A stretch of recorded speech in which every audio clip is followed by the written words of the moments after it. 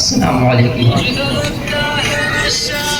نحمده ونصلي على رسوله الكريم اما بعد اعوذ باللہ من الشیطان الرجیم بسم اللہ الرحمن الرحیم وللرجال علیہن درجہ صدق اللہ العلی العظیم قال رسول اللہ صلی اللہ علیہ وسلم المرء مع من احبہ او کما قال علیہ الصلوۃ والسلام۔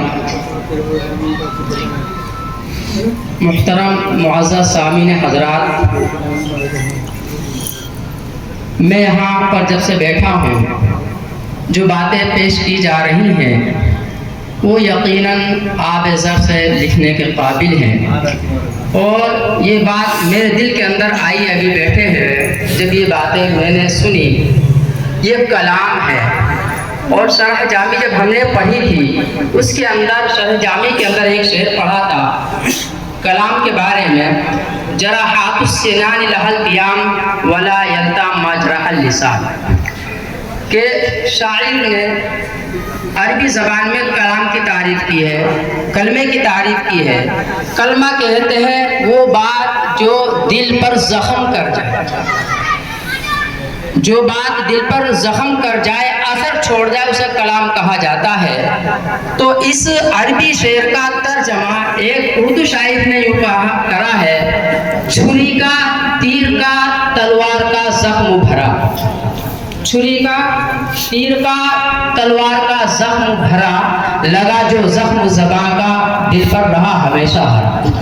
تو آج ہم یہ بات جو سن رہے ہیں تو ایک شعر میں اسی کے عنوان سے کہہ رہا ہوں، ہم کون ہیں، کیا ہے اور کہاں چلے گئے، ہمیں ہونا کیا چاہیے تھا، ہو کیا گئے ہیں۔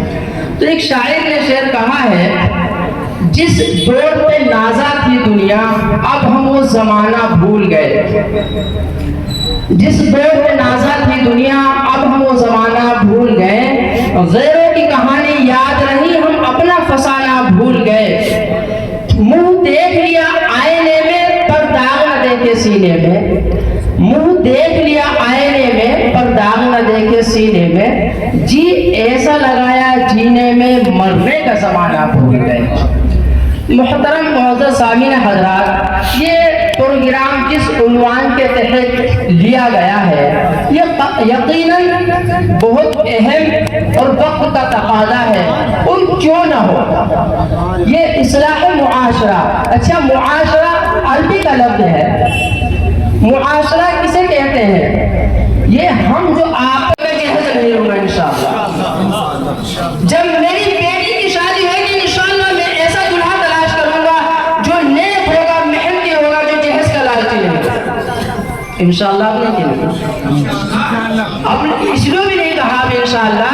مسئلہ یہ بھی بہت بڑا نازک ہے، جب اپنی بیٹی کا مسئلہ آتا ہے، چلو بیٹا تو میرا ہے میں کر لوں گا، لیکن بیٹی تو دوسرے کے گھر میں آئے، ہو سکے دوسرا جو نہ جہاز ہو اس کو سمجھانا بڑا مشکل ہوتا ہے۔ میں نے ایسے بھی دیکھا ہے کہ اپنے گھر میں تو انہوں نے جہاز نہیں لیا، لڑکی کی شادی کر لڑکے کی شادی کر کے دلہن لے آئے، لیکن جب اپنی بیٹی رخصت کی انہیں دہیج دینا پڑ گیا، کیونکہ وہاں سے کوئی ایسی خبر تھی نہیں نہ تو انہوں نے مجبوراً دے دیا۔ تو اس لیے انشاءاللہ بات والے میں کہا بھی کم ہے، اسی وجہ سے کہا جائے۔ تو دیکھیے آپ صلی اللہ علیہ وسلم کے زمانے میں مہروں کی تعداد زیادہ تھی، اور نکاح وہ جہیز نام کو، ارے کہہ دو اللہ کے بندو، جہیز نام کو نہیں تھا۔ لیکن آج ایک معاشرے میں خرابی یہ بھی ہے کہ سب ایک پلیٹ فارم پر آ گئے، مہر پہلے طے کر لی جی 5,000 یا 10,000 جھگڑا ہو جا، لڑکا جو ہے نا قرض میں بن جا، ارے لڑکا قرض میں 10,000 میں بن رہا ہے، لڑکی کے باپ نے جو 6-7 لاکھ روپے میں سے کئی لاکھ روپیہ سود کا لیا ہے نا وہ بھی تو قرض میں بنا پڑا ہے، اس کی خبر تمہیں نہیں ہے؟ مہر اتنا کم لا کے رکھ دیا۔ اچھا ہوا کیا ہے اس کا نقصان؟ ہوا یہ ہے لڑکیوں کی عزت جو زیادہ ہونی چاہیے کہ معاشرے کے اندر کم ہو گئی۔ 5,000 10,000 اس سے زیادہ کوئی تعداد ہی نہیں ہے مہر کی۔ اچھا ہم جیسے میرے ساتھ تو کئی دفعہ جھگڑا ہوا نکاح پڑا ہے، ویسے مجھ سے ویسے بھی جھگڑا کر لے، میں چھوڑا ساتھ میں لوگوں کے سامنے، براتیوں کے سامنے، کئی مرتبہ جھگڑا ہوا ہے، میں اکیلا پڑ گیا، میں اکیلا پڑ گیا۔ تو جب میں کہتا ہوں بات آ جاتی مہر کی، تم سے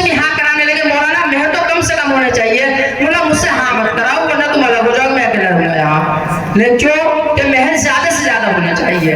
وَإِنْ أَرَدْتُمُ اسْتِبْدَالَ زَوْجٍ مَكَانَ زَوْجٍ. یہاں علماء کرام بیٹھے ہیں, ہے نا, اس آیت کا ترجمہ یہ جانتے ہیں. وَآتَيْتُمْ إِحْدَاهُنَّ قِنطَارًا. اگر سونے کا ڈھیر میں اگر تمہیں کوئی لڑکی مل رہی ہے نا, مہر دے کر کے, سونے کا ڈھیر مہر کے بدلے میں 2 بولیا, جب بھی اس سے نکاح کر لو, تو مہر تو بہت زیادہ ہونے چاہیے تھے. اس بھوک مری کے زمانے میں 12.5 اوقے مہر جو 500 درہم پہنتے ہیں, جو کہ آج 152 تولے چاندی کی قیمت پہنچتی ہے, وہ مہر ہوتے تھے اس بھوک مری کے زمانے میں. جبکہ حضرت عائشہ کی روایت یہ ہے کہ آپ صلی اللہ علیہ وسلم کے گھر میں 2 مہینے تک چولہا نہیں جلا. تو آج تو بریانی قورمہ جو چاہے وہ آج روزانہ گھروں کے اندر بن جاتا ہے, نہیں بنتا. کسی کے گھر میں ایسا ہے سب تو کھا کے ٹائم گزر رہا ہو, کسی کے گھر میں ایسا ہو کہ روزانہ کچھ پکوان نہ بنتے ہو. سردی کے ٹائم میں تو دن چھوٹا ہے لیکن کام بڑے ہو رہا ہے. سردی ٹائم انڈا چائے وہ چل رہا نہیں, اس زمانے میں ایسا ہوتا تھا, ایسا تھا نہیں تھا نا. تو کس قدر کم خوراک میں زندگی بسر کی ہے, آج اتنا خوراک ہے کھانے کو ہے. تو مہر تو مولانا مفتی عظیم شمیم صاحب, مولانا عبد القادر صاحب زیادہ ہونے چاہیے کم ہونے چاہیے؟ بہت زیادہ ہونا چاہیے. میں تو یہ کہتا ہوں جب لڑکا 6 لاکھ کا جہیز لے کے جا رہا, 12 لاکھ کا مہر باندھ دو اس کا. جہیز لے جانے کی نہیں. پھر یہ سر یوں کہتے ہیں لڑکے کو باندھنا ہے, یہ کس نے کہا لڑکے کو باندھنا ہے؟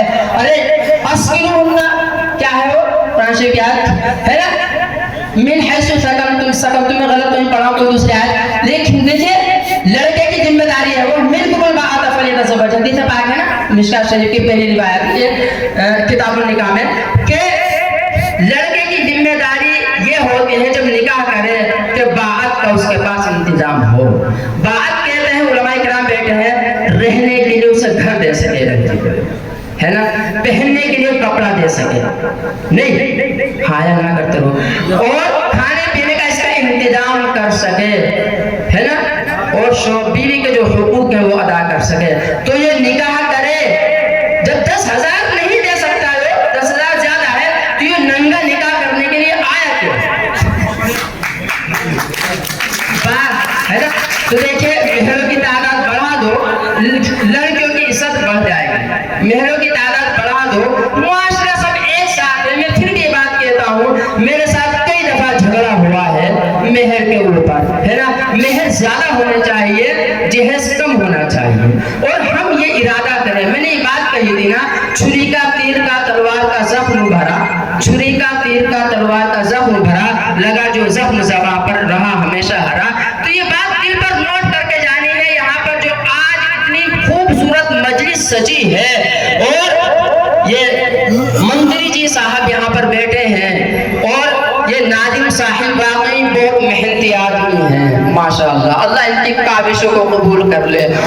یہ اس دوپہری میں ہمارے گاؤں پر جا کر کے فون کیا ہے انہوں نے, جس وقت جو نا چلچلاتی دھوپ میں کوئی گھر سے باہر نکلنا گوارا نہیں کرتا.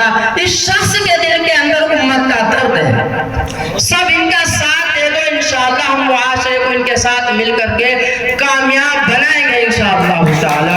اور ایک برائی نہیں, معاشرے سے جتنی بھی برائی ان کو جڑ سے ختم کریں گے انشاءاللہ.